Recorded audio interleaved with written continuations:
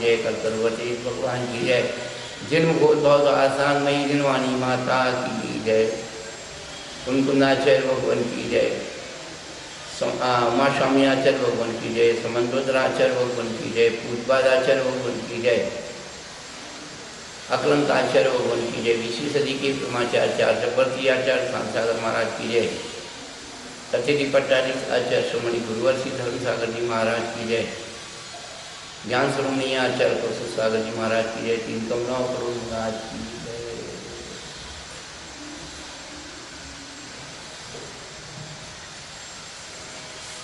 धर्मानुरागी भव्यात्माओं, पिछले दिनों से हम लोग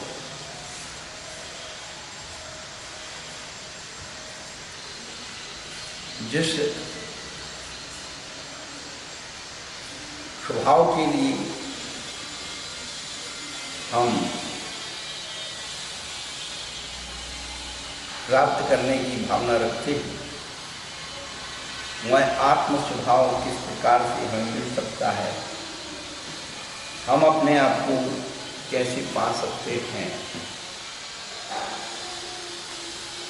पहले तो हम हैं कहाँ, ये खुद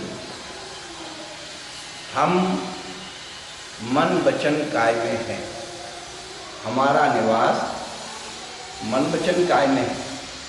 उदयपुर में नहीं है, मंदिर में नहीं है, कमरे में नहीं है। हम अभी हमारा जो निवास स्थान है, जिस शरीर में उत्पन्न हुए हैं, वो हमारा निवास है। सबसे पहली बात तो ये सोचें, हम इस साथ सोचते हैं हम इस शहर में हैं, इस देश में हैं, उसमें फलाने में, ये कोई मायने नहीं रखता। उदयपुर में तो अनंत नवोदिया जी भरे पड़े, परंतु वास्तव में हमारा अस्तित्व शरीर वचन और मन में है, जिसकी हम स्वयं फीलिंग करते हैं, और के माध्यम से जो कर्म वृत्ति होती है, मन वचन काय से परस्पंदन होता है, सा आसरा, वही आसरा। और जब हमारा मन वचन काय शुभ में लगता है तो पुण्य का आसरा होता है, अशुभ में लगता है तो पाप का। ये मुख्य चीज़ है, ये समझने की सबसे ज़्यादा मुख्य चीज़। आप कुछ और दुनिया की चीज़ें समझो या ना समझो, ये दो बातें तो बहुत अच्छी से समझ में सबको आती है। बचपन से ही हमारे माँ बाप हमको कहते, बेटा देखो ये गलत है, अच्छा नहीं है, पाप है, बेटा ये अच्छा काम है, तुमने दया की, दान किया, धर्म किया, ये किया, बहुत अच्छा है। अच्छा और बुरा बचपन से ही हमने सिखाया। माँ अपनी बेटी को कहती, देखो बेटा ऐसे नहीं बैठती, ऐसे बैठते हैं, बचपन से ही आदत डालती है। बच्चों को कहते, बेटा ऐसा गलत नहीं बोलती, ऐसा बोलते हैं। ये चीज़ें जो हैं, हमारी मन वचन काय का परिवर्तन अच्छा और बुरा किसके निमित्त से हो रहा है? हम परद्रव्यों के निमित्त से, कषाय बांध होकर के परद्रव्यों के निमित्त से और अपने को अच्छा बुरा कर रहे हैं, और है कुछ नहीं। तो 7वें अध्याय में पुण्य आश्रव कैसे होता है उसका वर्णन किया। आश्रव पूर्वक बंद होता है। 8वें अध्याय में बंद का वर्णन किया। अब ये पुण्य और पाप का आश्रव कब तक चलेगा, कब तक हम करते रहेंगे, कैसे रुकेगा? तो 9वें अध्याय में संवर और निर्जरा का वर्णन किया।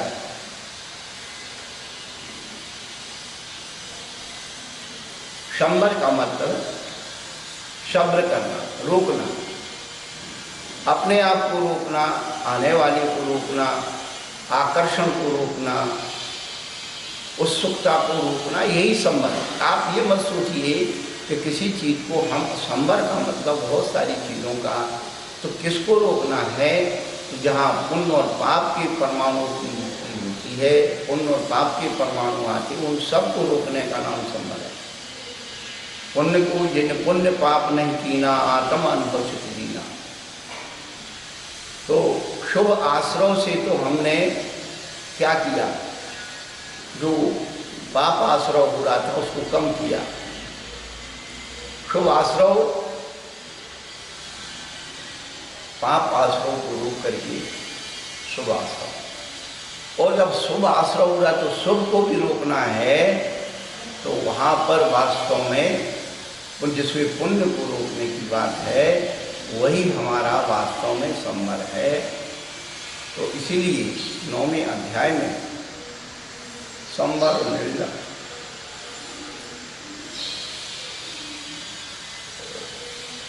ये 9वां अध्याय पूरा साधुओं का अध्याय और 7वां अध्याय पूरा श्रावकों का अध्याय। पहले तो आप ये समझ लो, आप 9वें अध्याय में केवल ये समझो कि ये किसका कोर्स है बस, लेकिन आपका जो कोर्स है वो 7वां अध्याय है। आप अपनी परिचर्या को 7वें अध्याय के अनुकूल बनाइए। पहले 5 पापों को त्याग करके व्रतों को अंगीकार करें। जब हम अध्यात्म में पहुंच जाते हैं तो पूज्यपाद स्वामी कहते हैं, जिस प्रकार अव्रतों को छोड़ करके व्रतों को ग्रहण करते हैं, उसी प्रकार अव्रतों के समान व्रतों का विकल्प भी छोड़ देना चाहिए। तब कहीं जाकर के शुद्धोपयोग, शुद्धात्मा, निश्चय चारित्र, निश्चय अनुभूति उस सब की नहीं। पर अभी अशुभ रुका नहीं और शुभ को छोड़ देंगे तो हमारी आत्मा का निश्चय से पतन हो जाएगा। तो जब रोकने की बात आई तो वह संवर किससे होता है? आश्रनुरुदा संवरा शा गुप्ति समिति धर्मानुप्रेक्षा फलसय चारित्र। इस सबसे बड़ी चीज समझने की है कि गुप्ति तो जो लक्षण बताया तपसा निर्जरा चे, तब से संवर निर्जरा भी होती हो, संवर भी होता है। तो गुप्ति क्या है? सम्यक योग निग्रह गुप्ति। समिति क्या है? वीर्याभाषी स्नादान सर्गा समितिया, इसमें भी सम्यक पद की अनुवृत्ति है।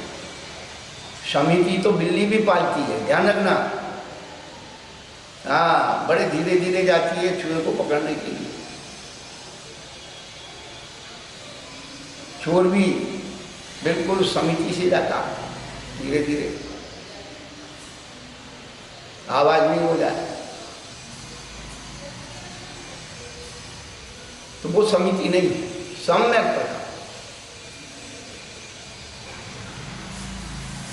गुप्ति, समिति, धर्म, 10 धर्म की चर्चा पिछले दिनों आपको समझाई। परुषण पर्व आएगा, फिर आप सुनोगे, हर साल सुनते हो। 12 भावना की 12 छंद जो है आप लोग पढ़ करके अपने आप को वैरागी मान लेते हो। हमने 12 भावना का पाठ कर लिया, बस हो गया।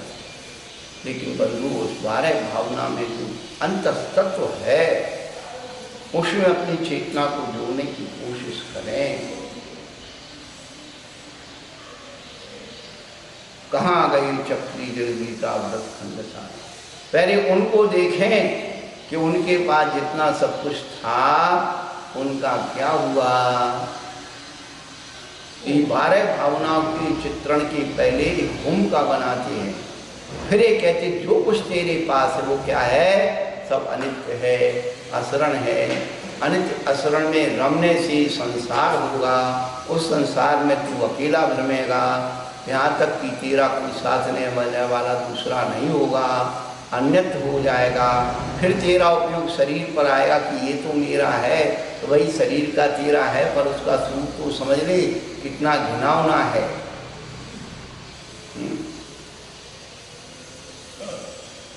उस दिन बताया था, तिरुवल्लुवर आचार्य ने कुरल काव्य में लिखा है, हे आत्मन, क्या तेरा कोई निज नहीं है जो तू ऐसे दुर्गंधित शरीर में निवास करता।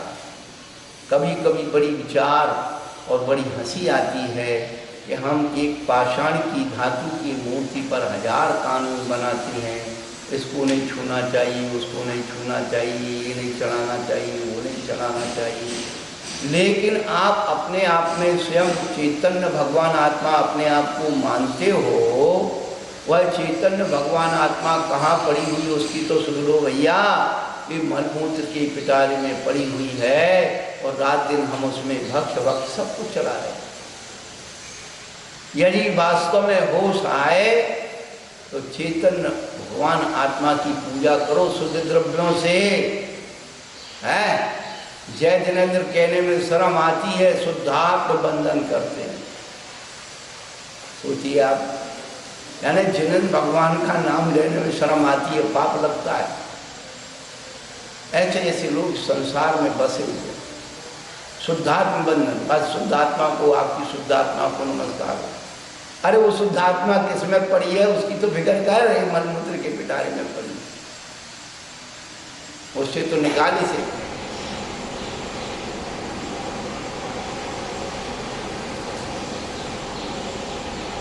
कहने का अभिप्राय ये हम थोड़े अपनी चेतना को जागरूक करें।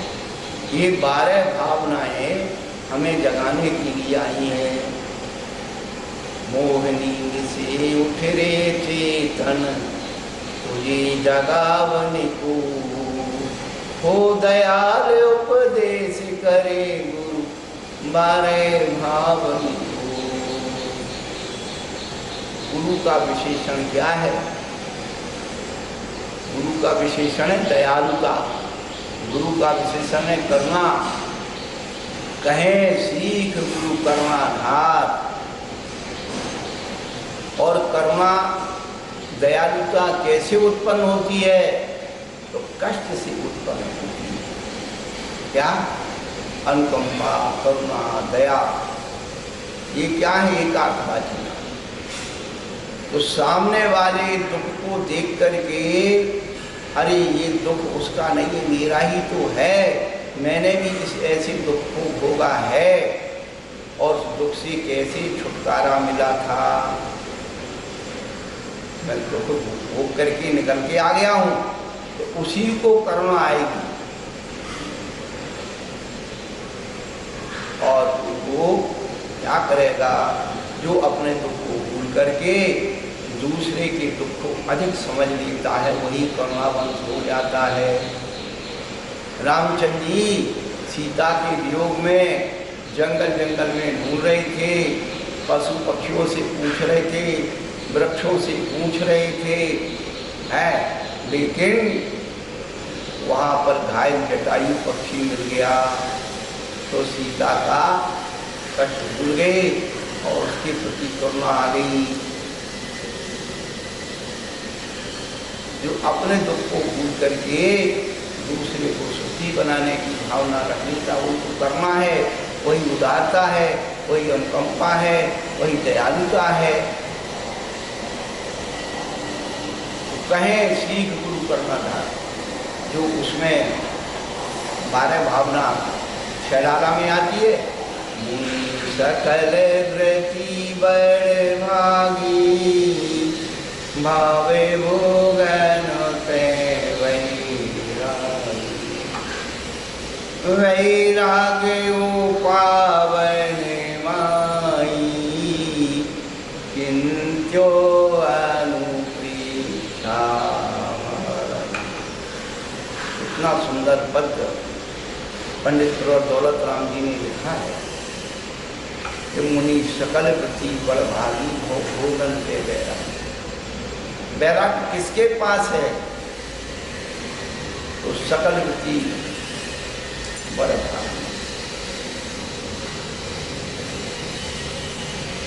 भव भोगन पे वैरागी, ऐसा वैराग्य यदि हमें चाहिए तो क्या कहते हो? वैराग्य को पावन माई, चिंतो अनुपेक्षा। संसार की एक माता 12 संतानों को जन्म दे सकती है, पर ये उल्टा मोक्ष मार्ग है। ये 12 भावना रूपी माता मिलकर के एक वैराग्य रूपी पुत्र को जन्म दे। बचपन से ही पढ़ते आ रहे ना, वैरागो पावन माई चिंतो अपेक्षा भाई। पर क्या हुआ? अपन जा देता है, जरा सी उदासीनता नहीं आई और आसीन हो गए, उदासीन की जगह आसीन हो गए। अपने आप को सम्यक दृष्टि बना लिया। अब सम्यक दृष्टि है, सब संसार से भोगता है, कर्म का बंध नहीं होता है, ये लट्टू चुटते बंद और हुआ कुछ। त्रिनाम सतानि शतसो जनयन्ति पुत्रान नान्या सुतम तदुपमं जननी शर्वा विशो ददति भानि सहस्ररश्मि प्राची दिग्जनति पुरुषंसुजा। ये संसार की माताएं 100 पुत्रों को जन्म देती हैं, ऐसी सभी दिशाएं जो है तारागणों को धारण करती हैं, लेकिन ये पूर्ण दिशा वही पूर्ण प्रतापी है, पूर्णवान है, जहाँ से एक अकेला सूर्य उगता।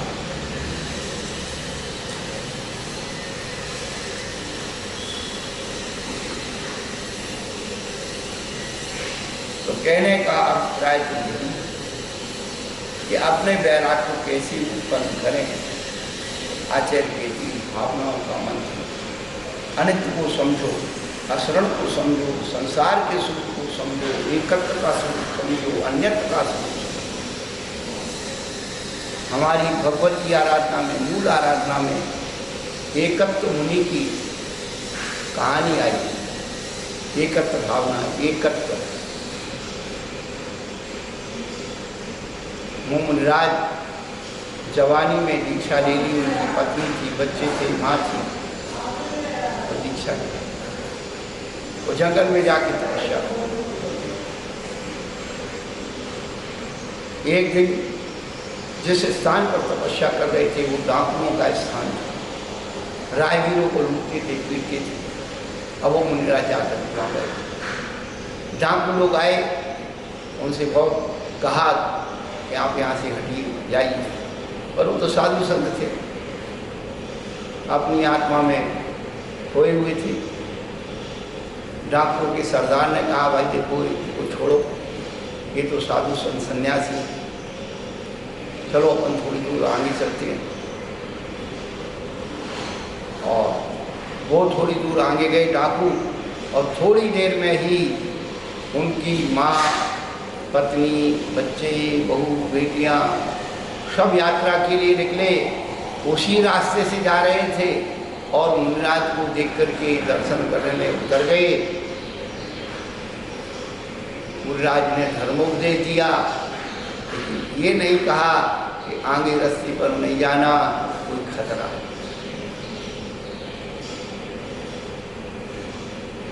जब सब लोग आगे चले गए और किलोमीटर 2 किलोमीटर पर वो सारे डाकुओं ने उन्हें घेर लिया और कहा कि सब लोग को भी करो।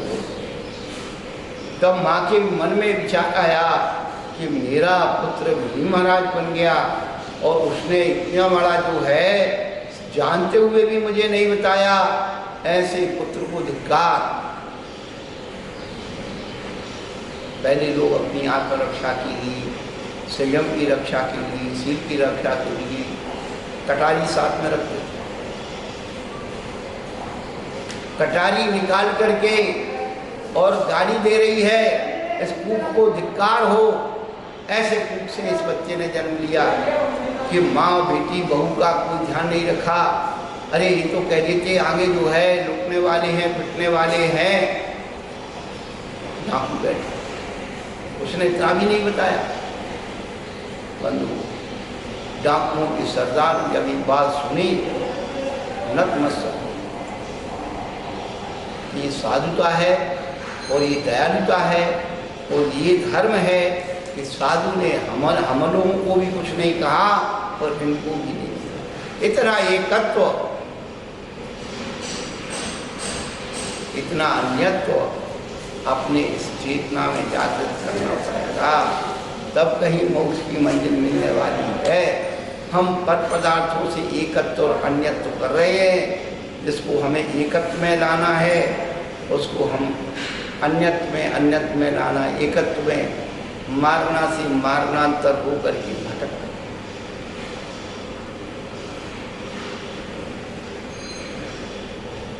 फिर संसार एकत्व, अन्यत असुचि भावना शरीर का माध्यम और उसके माध्यम से कर्मों का आश्रय हो रहा है।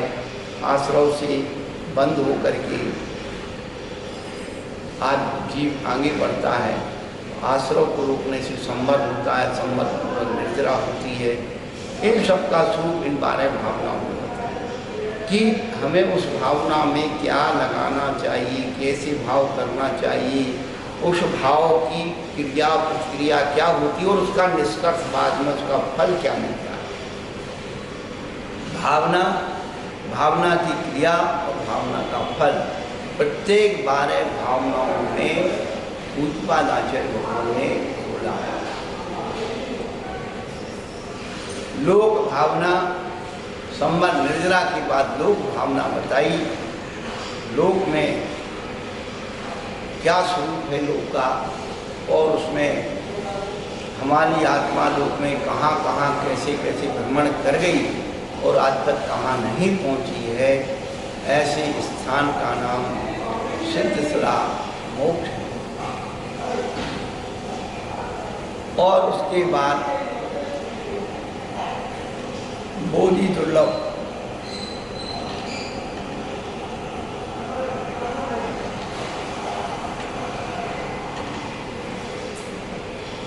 इन सब का सिद्धांत हो जाना, ये सब दुर्लभता से मिलते हैं। दुर्लभता का बोध होना ही बुद्धि दुर्लभ भावना है। अरे मनुष्य पर्याय जो दुर्लभता से मिलनी थी वो तो मिल गई, सामने रखी है भाई, पर ये मनुष्य पर्याय बड़ी दुर्लभता से मिली है, इस बात का ज्ञान होना।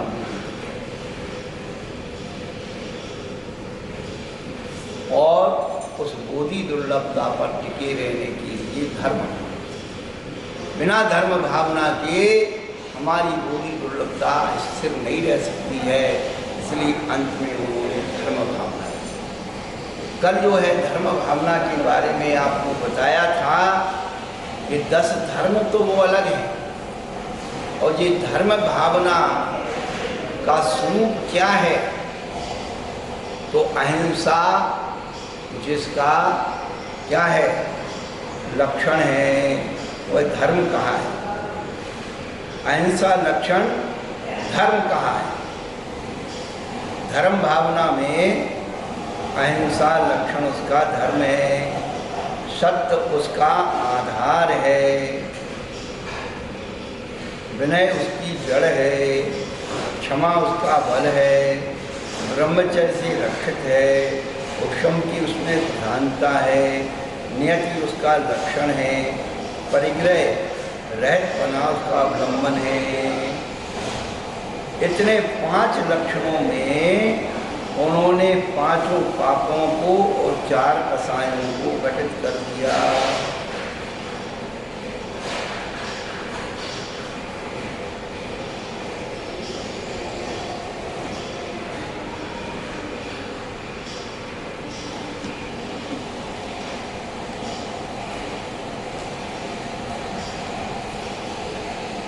ऐसी धर्म भावना के निमित्त से पा सकते हैं। धर्म के बाद अनुप्रेक्षा और अनुप्रेक्षा के बाद परिचय जय। तो पहले परिचय जय की उन्होंने परिभाषा बनाई। परिचय जय किसे कहते हैं? मार्गाच्यवन निर्जरार्थम परिशोधव्याः परीक्षाः। मार्ग से च्युत ना होते हुए कर्म की निर्जरा के लिए जो सहन किया जाता है उसे परिचय कहते हैं, और सह करके जब बाहर निकल जाते हैं तो उसे परिचय जय कहते हैं। जय बाद में लगता है, पहले परिसरों को सहन करो, सहन करके जब बाहर आप आ गए उसे जीत करके परिचय को, तब आपको वो परिचय जय कहलाए, पहले ही नहीं कहलाए। बराबर के पहलवान को आप जीत के दिखाओगे तो परिचय तो क्या है? अखाड़ा। भूख और भोजन की लड़ाई, खुदा परिचय क्या है? भूख और भोजन की लड़ाई। भूख जीत गई और भोजन हार गया तो आप जीत गए, और भोजन जीत गया, भूख हार गई, हार गए। प्यास और पानी की लड़ाई। जब प्यास लगती है और भूख लगती है तो आचार्य किसको कहते हैं, क्या कहते हैं? तीन लोक को नाज दुखाए, मिटे न भूखे कड़ा न लहाय। तीन लोग का भोजन कर ले तो भूख नहीं मिटती है, और सातों समुद्रों का पानी पी जाए प्यास नहीं बुझती है। हे आत्मन, तू 2-4 घंटे के लिए, दिन 2 दिन के लिए क्या मर जाएगा? वहाँ सागरों तक पानी नहीं मिला, पीने तो बहुत दूर की बात देखने की। मिटे ना भूख कड़ा न लहाए। भोजन करने के लिए बात दूसरी बात है, देखने के लिए भी नहीं मिला। ये भोजन तो एक कण भी देखने को नहीं मिला। भोजन की अनुभूति आपने अपने जीवन में कभी की हो तो बताओ। भूख की अनुभूति, भूख में भोजन कैसा लगता है, ये अनुभूति है आप लोगों को। जो पुराने 50 साल के पुराने लोग हैं ना, उनको जब टाइफाइड हो जाता था ना, तो वैद्य जो है इलाज करता था, बिल्कुल अन्न सब बंद, दूध, चाय, पपीता, सेव, बस यही खाने को, मखाने, मुनक्का, यही खाने को मिलता था। और जब आंतों की भूख खुलती थी तो फिर देखो, घर के लोग रोटी भी सामने नहीं बनाते, एकांत में रोटी बनाते थे और रोटी को ताले के अंदर रखते थे। और 2 दिन 3 दिन खूब रो लिए। तब वैद्य कहता था, भाई इसको अभी मूंग की दाल का पानी देना है, दाल भी नहीं देना। तो जब पहले दिन जो है मूंग की दाल का पानी मिलता था पीने के लिए, तो जीभ में ऐसा लगता था जैसे अमृत, ऐसे ही होता है।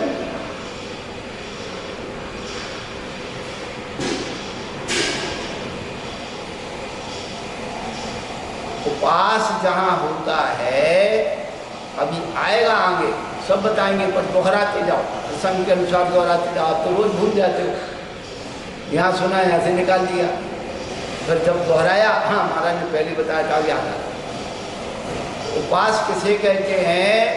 जहाँ भूख और भोजन दोनों खो जाए, ना भूख याद रहे ना भोजन याद रहे, उसे उपवास कहते हैं। और भूख और भोजन दोनों याद रहे, ये उपवास नहीं, ये लंघन है। कल चतुर्दशी है, आज थोड़ा ज़्यादा खा लो, आज उपवास है, कल पारना में पहली बार क्या खाना है, थोड़ी उकाली लेना है, थोड़ी मूंग का दाल का पानी लेना है, थोड़ा गोंद का पानी लेना है। ये याद रहा तो ये उपवास नहीं है, ये सब लंघन है। कोई भी करो, चाहे महाराज करो, चाहे जहाँ भूख और भोजन दोनों से उपयोग समाप्त हो जाता है, वहीं उपवास की अनुभूति होती है।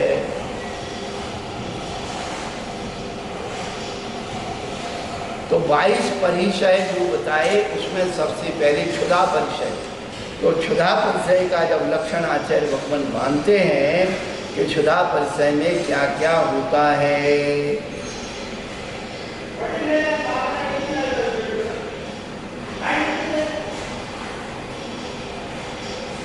जो भिक्षु निर्दोष आहार का शोध करता है, जो भिक्षा के नहीं मिलने पर या अल्प मात्रा पर मिलने पर क्षुधा वेदना को नहीं प्राप्त होता है, अकाल में या आदेश में जिसे भिक्षा लेने की इच्छा नहीं होती, आवश्यकों की हानि को जो थोड़ा भी सहन नहीं करता, जो स्वाध्याय और ध्यान भावना में तत्पर रहता है, जिसने बहुत बार स्वाकृत और परकृत अनशन व अमोदरीय तप किया है, जो नीरस आहार को लेता है, अत्यंत गर्म पानी में गिरी हुई जल की कतिपय बूंदों के समान जिसका गला सूख गया है और क्षुधा वेदना की उदीर्णा होने पर भी सारी बात उन्होंने निर्दोष आहार का शोध करता, कहाँ मिलेगा निर्दोष, और निकला तो भिक्षा नहीं मिली। क्षुधा परिचय किन किन परिस्थितियों में होगा, सुन लो कान खोल के। कभी भूले से माता जी बन जाओ, महाराज जी बन जाओ, जानबूझ के तो नहीं बनोगे, भूल से बन जाओ।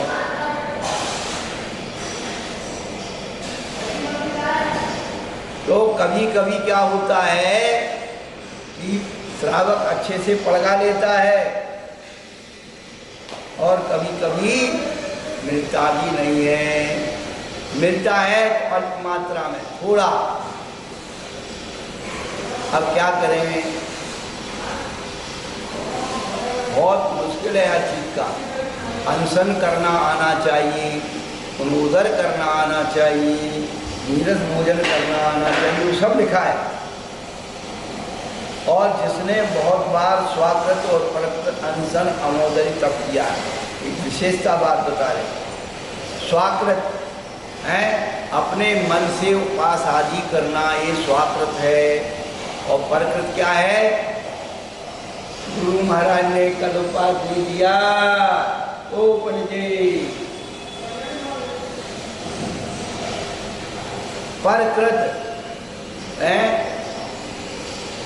उपसर्ग आदि आ गया, नहीं मिला, समय नहीं मिला, तो वो हो गया प्रकृत।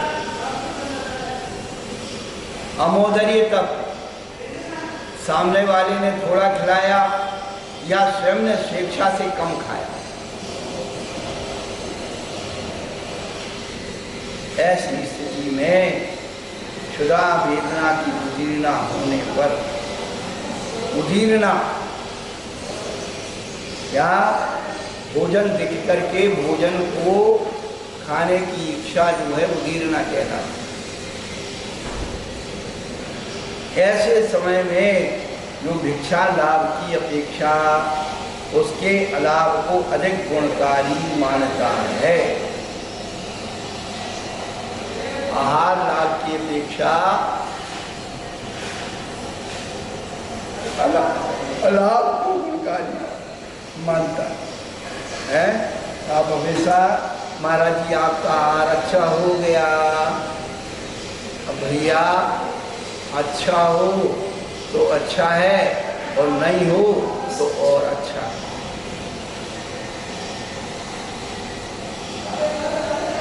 हमें अपनी क्षुधा को जीतने के लिए, क्षुधा परिचय को जीतने के लिए कितना प्रयत्न और पुरुषार्थ करना पड़ेगा। बार बार हम इतने साधन संपन्न व्यक्तियों में उपास करना, पुनोदर करना, नीरस करना, ये क्षुधा जीतने की नौकर।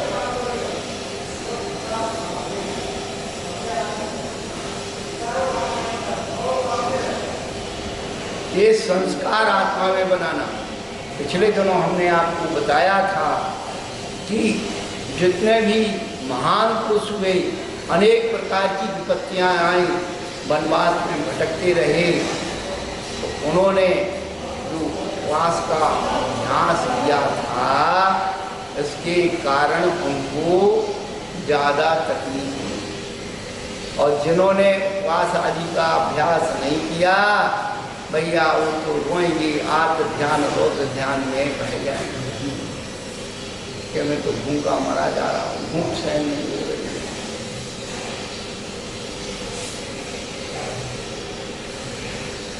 इसलिए थोड़ा थोड़ा करके क्षुधा जीतने का उपाय गृहस्थ जीवन से करना चाहिए। साधु जीवन में तो उपास ही उपास है, लेकिन गृहस्थ जीवन में आप करोगे तो क्षुधा आदि जो है परिचय को जीतने का अवलंबन मिलेगा। क्षुधा के बाद पिपासा आती है, प्यास है, तो कैसे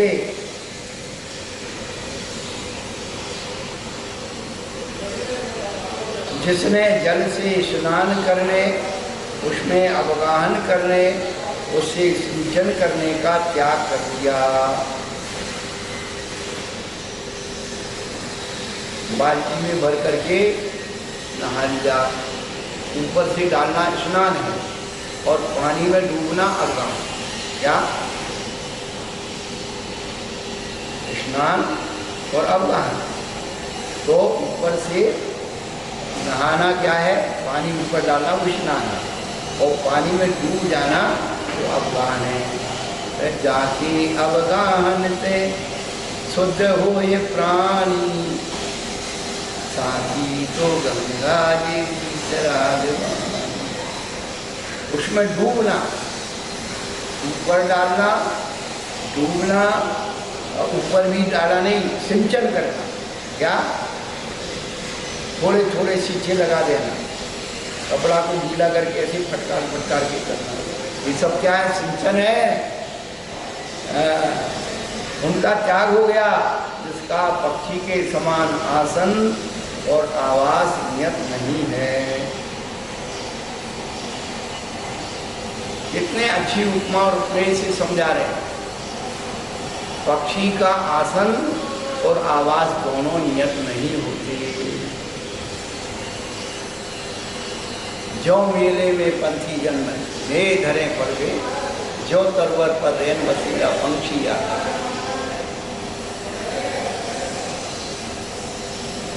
जो अति खारे, अति स्नेह, अति रुक्ष प्रकृति विरुद्ध आहार। प्यास कब लगती है?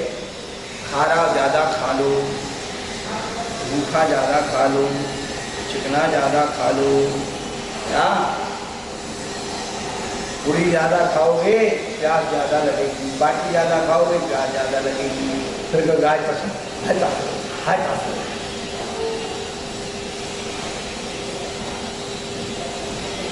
प्यास लग रही, इसका मतलब बढ़िया बढ़िया खाया है, लिखा है साथ में। मैं थोड़ी बता रहा हूँ, तो मेरे को कहो कि महाराज मेरे को खाने नहीं देते, हम तो कहते को खाओ, तो प्यास को मत चिल्लाओ।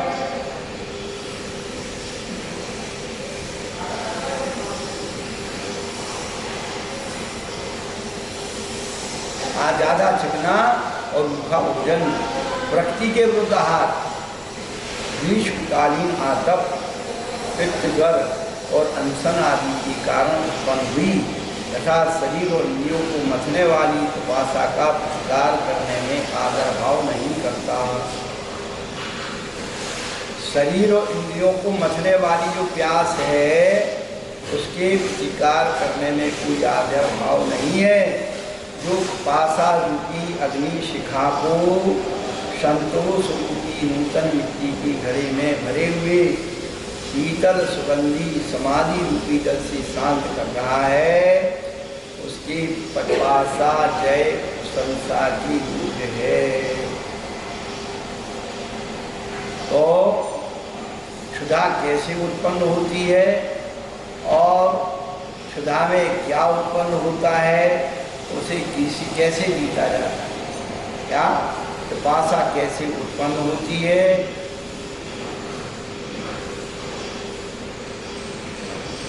और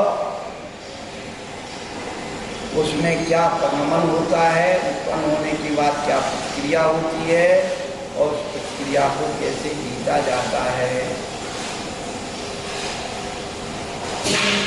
तो कहते हैं कि प्यास रूपी अग्नि की शिखा को संतोष रूपी नूतन मिट्टी के घड़े में भरे हुए शीतल सुगंधी समाधि जल से शांत करना। जब प्यास लगती है तो मन क्या कहता है? पानी मिल जाता। केवल पानी की कल्पना होती है जब प्यास लगती है, कैसा ही मिल जाए पानी। और पानी आया, हाथ लगा के देखा, ये तो गर्म है। अरे थोड़ा पानी ठंडा होता तो ठीक है। जब प्यास लग रही थी तब तो तू कह रहा था पानी मिल जाए, तब तो कोई ठंडे गर्म की कल्पना नहीं की थी।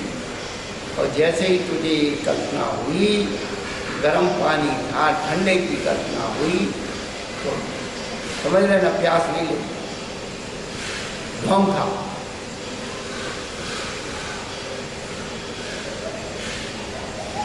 अब मान लो कथनचित प्यास लगी और ठंडा पानी आ गया, तो फिर क्या बोलते हैं, पानी ठंडा तो है लेकिन थोड़ी शिकंजी होती, इसमें थोड़ा नींबू होता, थोड़ा शक्कर बुरा होता तो ठीक रहता।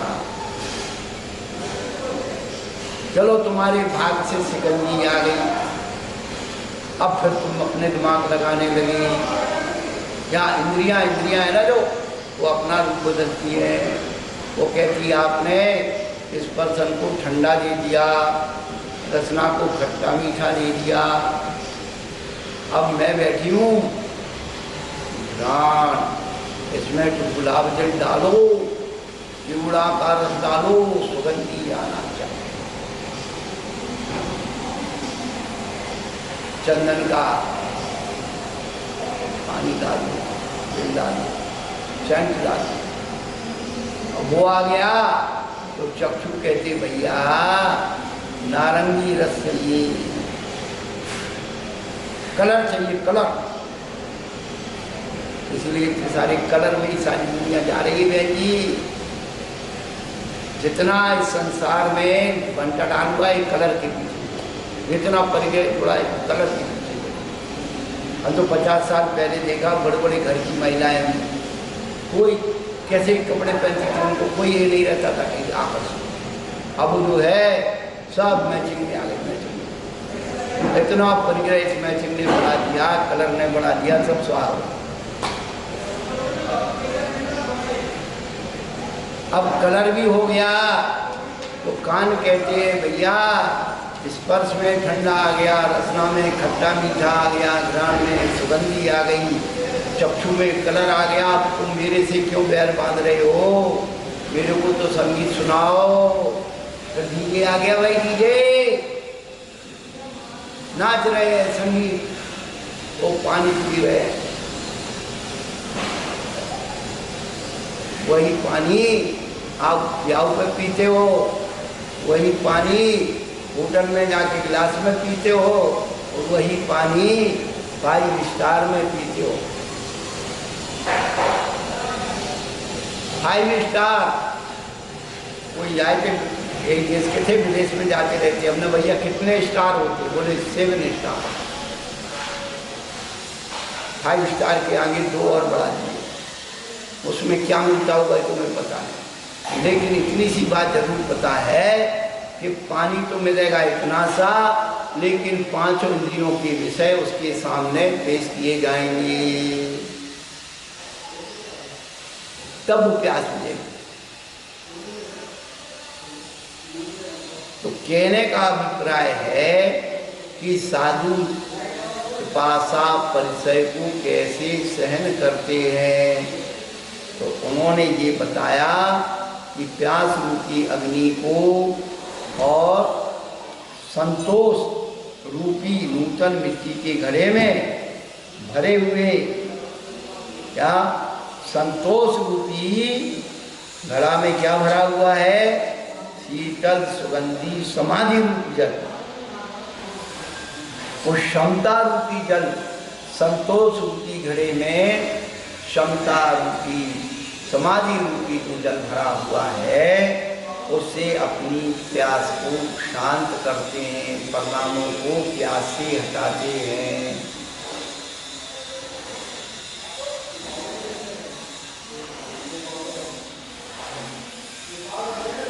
उसके बाद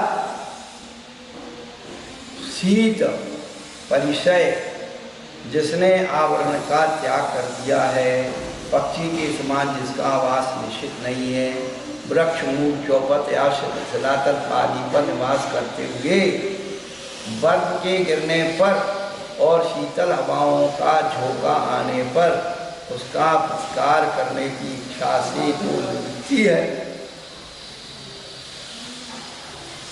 प्रतिकार करने की कोई भावना नहीं है। पहले अनुभव किए गए शीत के प्रतिकार के हेतुभूत वस्तुओं का जो स्मरण नहीं करता, क्या बात है। अरे भाई, घर में थे, बूट पहनते थे, स्वेटर पहनते थे, कंबल रजाई होती थी, अब बाबा जी बन गई, अब क्या मिलेगा, कुछ नहीं। तो आचार्य कहते हैं कि उन हवा के झोंकों का आने पर उसका प्रतिकार करने की इच्छा से जो निवृत्ति है, हवा आ रही तो आने दो, पानी गिर रहा तो गिरने दो, अपने अपने आप में मगन। और पहले अनुभव किए हुए भाई जो है शीत से बचने के उपायों को भी याद नहीं करता, वो क्या करता है, ज्ञान भावना रूपी गर्भागार में निवास करता है। अपने उपयोग को ज्ञान की भावना में लगा लेता है, मार्गनाओं में लगा लेता है, पता ही नहीं लगता उसको कि कब सर्दी निकल गई।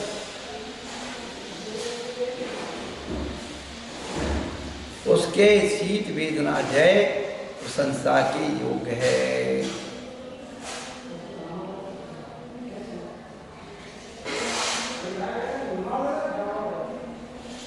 शीत ज्यादा कठिन होती है, भूख प्यास के बाद शीत परिचय ज्यादा कठिन है। क्यों है? क्या 7 नरकों में पहले उष्ण नरक,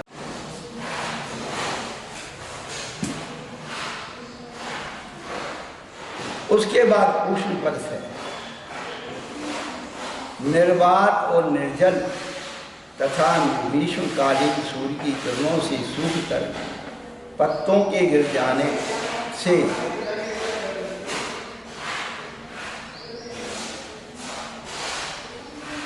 छाया रहित वृक्षों से युक्त ऐसे वन के मध्य जो अपनी इच्छानुसार प्राप्त हुआ है,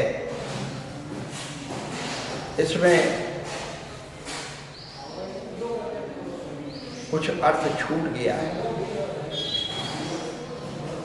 हिंदी टीकाकार ने उस शब्द का अर्थ उसी थोड़ा सा नहीं बना, तो उसने जो है छोड़ दिया या छूट गया, ये मैं नहीं कह सकता हूँ।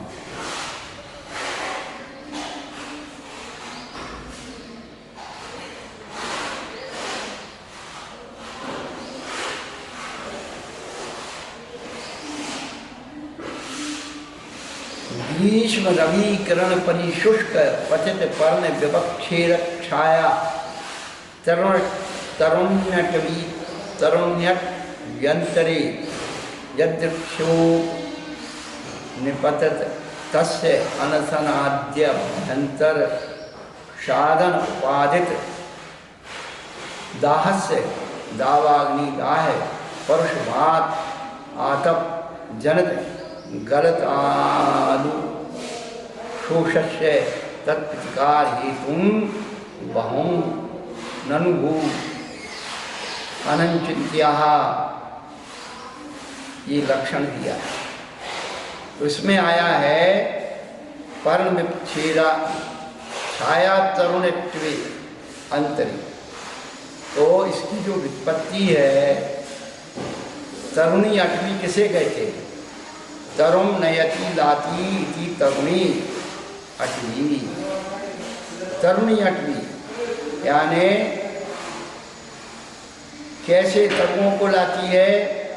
तो पत्र छाया रहित ऐसे वृक्षों की ओर ले जाने वाली अटवी को, अटवी के मध्य, क्या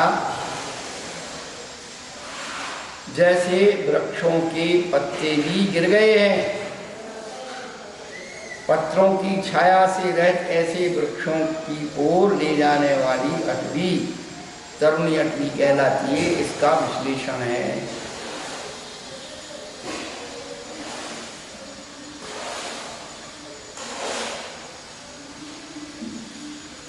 इन्होंने केवल छाया रहित वृक्षों से युक्त ऐसा कहा। तो छाया रहित वृक्ष कैसे बनेंगे? तो जिनकी पत्र गिर गई हैं,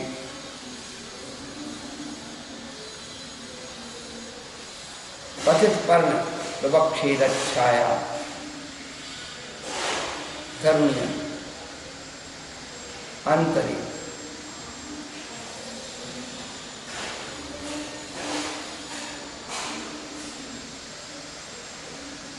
अनशन और अनशन आदि अभ्यंतर साधन बस जैसे दाएं उत्पन्न हुई। अब गर्मी किन किन कारणों से उत्पन्न होगी? तो एक तो जंगल के मध्य चले गए हैं और सूर्य की किरणें उस पर पड़ रही हैं और पत्ते गिर गए हैं, और ऐसे वृक्षों से युक्त छाया रहित वृक्षों से वन की मध्य इच्छानुसार प्राप्त हुआ। किसी के कहने से नहीं, किसी के ले जाने से नहीं, अपने मन से ही गया है। और ग्रीष्म परिचय का अनुभव करना हो बहन जी आप लोगों को, तो मई और जून के महीने में जो भी आपके महाराज माता जी हो ना, जिनकी आप श्रद्धा रखते हो, और चौका लेके चले जाना बिहार कराना, पता लग जाएगी कि वास्तव में उष्ण परिचय क्या होता है। तो वहाँ पंखा नहीं मिलेगा, एसी नहीं मिलेगी, और साए साए लू चलेगी, पता लग जाएगा बहन जी उष्ण परिचय क्या होता है। अभी आप अपने घरों में आराम से, अब पत्ता पानी भी गिर गया, सब कुछ हो गया, फिर भी पंखा चला रहे हैं, एसी चला रहे हैं, क्या आनंद में रह रहे हो।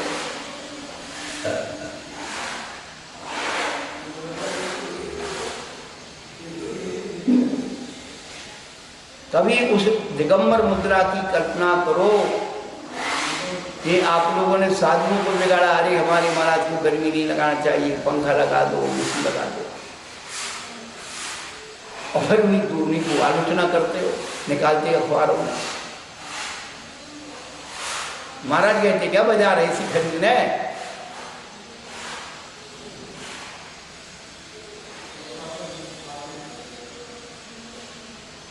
कहने का अभिप्राय तो यही है कि जो है यथाशक्ति कम से कम अपने शरीर को सहनन में ढालो। सहन करना सीखोगे तो सहनन मिलेगा। उत्तम सहनन कैसे मिलेगा? सहन करना सीखोगे तो सहन मिलेगा।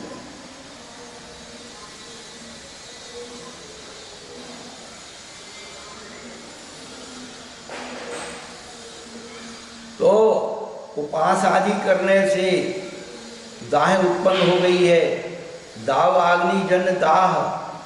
अब देखिए आप अग्नि का स्वरूप बता रहे हैं, तो उपास करने से क्या हो गया? जठराग्नि पैदा हो गई। और जंगल में बैठे थे तो दावाग्नि। दावाग्नि किसे कहते हैं? जंगल की अग्नि को दावाग्नि कहते हैं। अभी हम 2 महीने पहले एक गांव में लॉकडाउन में रुके थे। आसपास पहाड़ियाँ और वहाँ के आदिवासी लोग रोज पहाड़ी में आकर आते। मीलों लंबी जो है अग्नि की पहाड़ी में।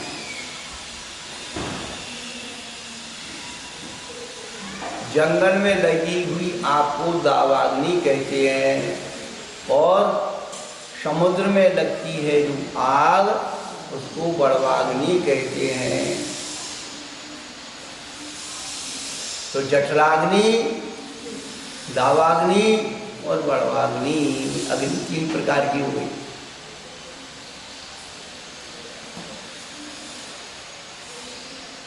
तो इस पेट की अग्नि को शांत करो भाई। तो कैसे करना है? तो कहते हैं अति कठोर वायु यानी लू और आतप के कारण, आतप यानी गर्मी, उष्मा, उसके कारण जैसे गले और तालू में शोष उत्पन्न हुआ है यानी चिपक गया। ऐसी स्थिति में जो उसके प्रतिकार के बहुत से अनुभूत हेतुओं को जानता हुआ भी उनका चिंतन नहीं करता। क्या उपचार करना तो बहुत दूर की बात है, उसका चिंतन भी नहीं करता। जिसका प्राणियों की पीड़ा के परिहार में चित्त लगा हुआ है, उस साधु के जात के रक्षण रूप उष्ण परिचय है वही जाति है। तो क्षुधा पिपासा शीत उष्ण सबसे कठिन क्षुधा परिचय, फिर तृषा परिचय, फिर शीत परिचय, फिर उष्ण परिचय, धीरे धीरे धीरे धीरे क्रम से उनके प्रभाव कम होते जाएंगे। क्योंकि क्षुधा शरीर से अपने उससे संबंध रखती है, प्यास उससे संबंध रखती है। क्षुधा और प्यास को स्वयं के शरीर से संबंध रखती है, और शीत और उष्ण बाहर क्लाइमेट से संबंध रखती है, सब बाहर की क्लाइमेट। तो पहले अपने क्षुधा और तृषा को जीत लो, शीत उष्ण को जीत लो, तो कल्याण का मार्ग खुलेगा। धीरे धीरे अपन 22 परीक्षों को हर साल पढ़ तो लेते हैं, छूट पढ़ लेते हैं। हाँ भाई, गर्मी लग रही तो सहन कर लो, सर्दी लगे सहन कर लो, लेकिन उसका हेतु कैसे सहन करना है, उस सहन करने में हमारा क्या भाव होना चाहिए, क्या क्रिया और प्रतिक्रिया होना चाहिए, उसका लाभ क्या होगा, ये सब चीज़ों का चिंतन करने से ही हमारी आत्मा का उत्थान होगा, कर्मों का संवर होगा, निद्रा होगी और मोक्ष होगा। बिना इसके कुछ नहीं होने वाला। हम तो हमेशा कहते हैं, पाप करोगे तो पिटोगे, पुण्य करोगे तो पिटोगे, पिटना तो पड़े ही पड़े। क्या पाप करोगे तो पुलिस वाले पीटेंगे, न धर्म पीटेंगे पकड़ के, और ज़्यादा पैसा जोड़ लिया तो पुलिस वाले पीटेंगे, चोर डकैत पीटेंगे, रिश्तेदार पीटेंगे, सरकार पीटेगी, लाओ टैक्स लाओ, चंदा दो, सब लेने वाले लग जाएंगे।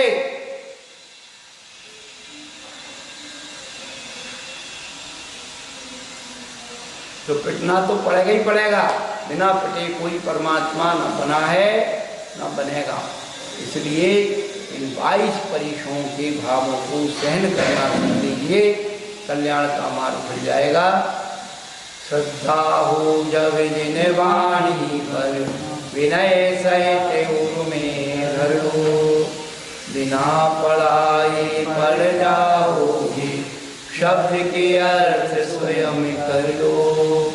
शब्द कोश की नहीं जरूरत, नहीं कोई भी शर्त हो, शब्द स्वयं बतला देते हैं अपने गहरे अर्थों को। जय बुलंद शाह महाराज की जय।